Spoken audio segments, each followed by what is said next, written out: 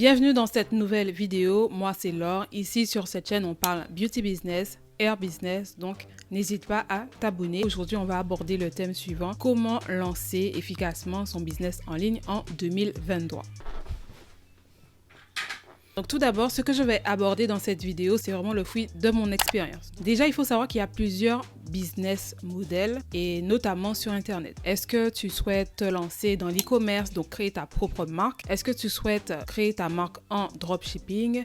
Est-ce que tu souhaites par exemple faire de l'affiliation? Donc tu vas promouvoir des produits, des services, des logiciels. Et ensuite, lorsque ta communauté va acheter ces produits, tu auras des commissions de la part des marques. Voilà, donc ça c'est le principe de l'affiliation. Est-ce que tu veux te lancer dans la formation en ligne, dans le coaching? Moi par exemple, c'est ce que je fais. Je suis infopreneur, donc je propose des formations en ligne dans tout ce qui est beauty business, donc construction de marques dans les beauty business. Ou encore, est-ce que tu veux te lancer dans le blogging? Le blogging rapporte toujours autant. Tu fais des articles, tu publies tes articles, tu engages ta communauté, tu essayes d'assurer ton trafic sur ton blog. Tu peux également être créateur de contenu ou encore tu peux également créer ta propre agence marketing en ligne. Donc par exemple, tu peux nicher ton agence marketing sur la publicité Facebook, la publicité TikTok, etc. Donc là, il faut que tu te décides sur quel business model que tu souhaites te lancer. Bien sûr, je pense que si tu as cliqué sur la vidéo, c'est que tu as déjà ton idée en tête. Voilà, donc c'est vraiment à toi de voir quel business est approprié à toi, quel business model te convient le mieux. Ensuite, donc là, tu as ton idée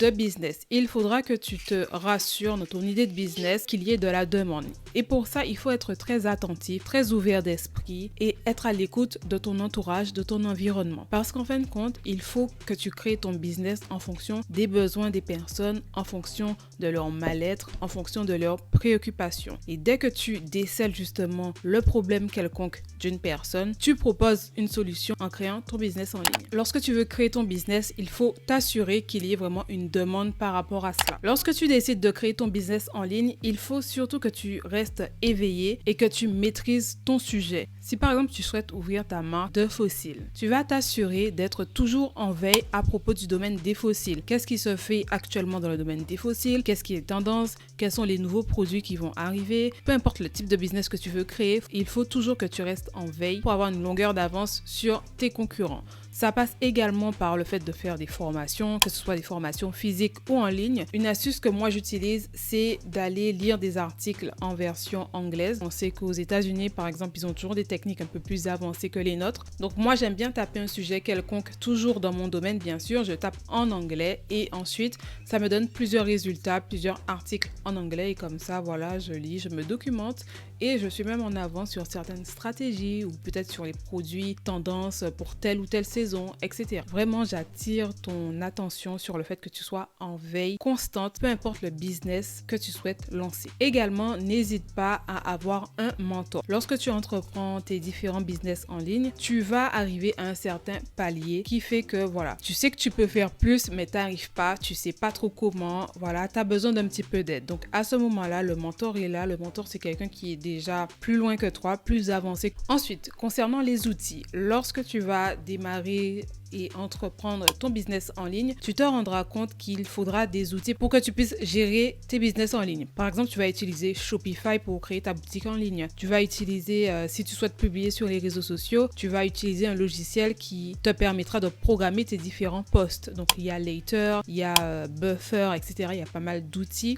Tu vas utiliser également les processeurs de paiement comme PayPal, comme Stripe. Tu vas utiliser par exemple, si ton business te le demande, des agendas en ligne. Donc, tu vas utiliser par exemple Calendly pour gérer et organiser ton temps, ta journée. Tu peux utiliser par exemple Notion pour créer tes posts sur les réseaux sociaux et créer pas mal de choses, pas mal de créatifs. Tu vas utiliser Canva. Et avec mon expérience, j'ai quelques conseils à te donner par rapport à ça. Donc déjà, essaie de privilégier les outils qui te permettent de faire plusieurs choses en fait. Par exemple, j'utilise System.io, ça me permet de créer des boutiques en ligne, des tunnels de vente. Également, ça me permet de collecter des adresses mail. Donc si j'avais pas System.io, j'aurais dû souscrire à plusieurs abonnements de différentes plateformes, de différents logiciels pour faire tout ça. Ensuite, tu verras qu'il y a plusieurs logiciels pour les mêmes choses. Par exemple, si tu souhaites programmer tes posts sur les réseaux sociaux, tu verras, il y a Later, il y a Canva aussi qui te permet de le faire. Il y a pas mal d'applications. C'est à toi de découvrir un petit peu les applications et finalement à choisir celle qui te correspond le mieux. Le conseil suivant, c'est vraiment de choisir les outils avec lesquels tu te sens les plus à l'aise. Quelquefois, tu verras que c'est pas les outils les plus communs, les plus utilisés par tout le monde que tu vas préférer. Autre conseil également, lorsque tu débutes dans ton business en ligne, n'hésite pas à utiliser les produits de Google. Donc Google a par exemple Google Meet, ça te permet d'avoir des rendez-vous en ligne. En fait, c'est comme Zoom par exemple. Donc ça, c'est gratuit. Si tu veux faire des sondages, si tu veux créer des sondages, tu peux utiliser Google Forms. Google te propose des produits gratuits que tu peux utiliser pour tes différents business. Ensuite, maintenant, on va aborder le lancement de ton business. Lorsque tu souhaites lancer ton business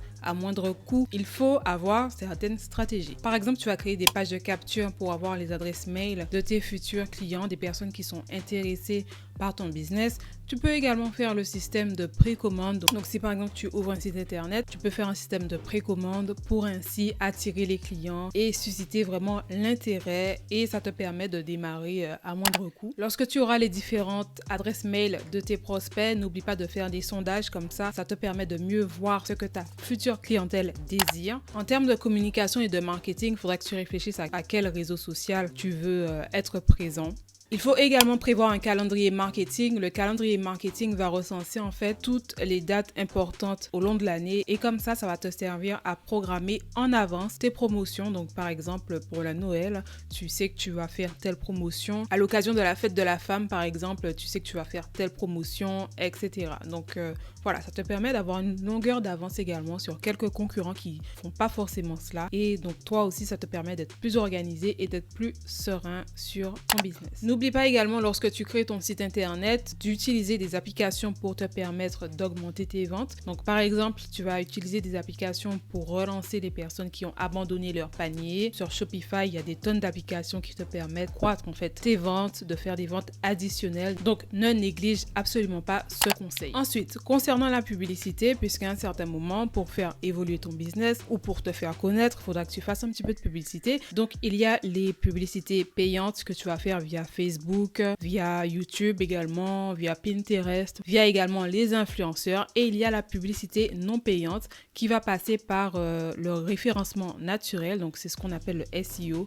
Si par exemple tu fais des vidéos YouTube, il faudra bien référencer tes vidéos en employant des bons mots-clés, etc. Donc je t'invite à faire tes recherches sur cela également. Lorsque tu as un site internet et que tu as un blog, il faut également utiliser certains mots-clés pour que ton site soit bien référencé sur Google et que les gens tombent facilement sur ta boutique en ligne, sur ton blog. Donc voilà, je t'ai résumé quelques étapes pour lancer ton business en ligne en 2023 efficacement. Vraiment, prends le temps de revisionner cette vidéo et de noter tous les points pour faire tes recherches. Si tu souhaites lancer ton hair business, donc vendre des mèches naturelles, vendre des perruques, des lace wigs, je t'invite à rejoindre ma formation. N'hésite pas à regarder, à t'inscrire. Tu auras pas mal d'informations. À partir de ton inscription, c'est une plateforme qui est disponible à vie. Les informations sont disponibles à vie. Tout au long de l'année, il y a des informations, il y a des vidéos, il y a du contenu, il y a des documents téléchargeables également sur la plateforme de formation Hair Business à succès. Et donc voilà, j'espère que la vidéo t'aura plu. On se retrouve dans une autre vidéo. À bientôt. Bye.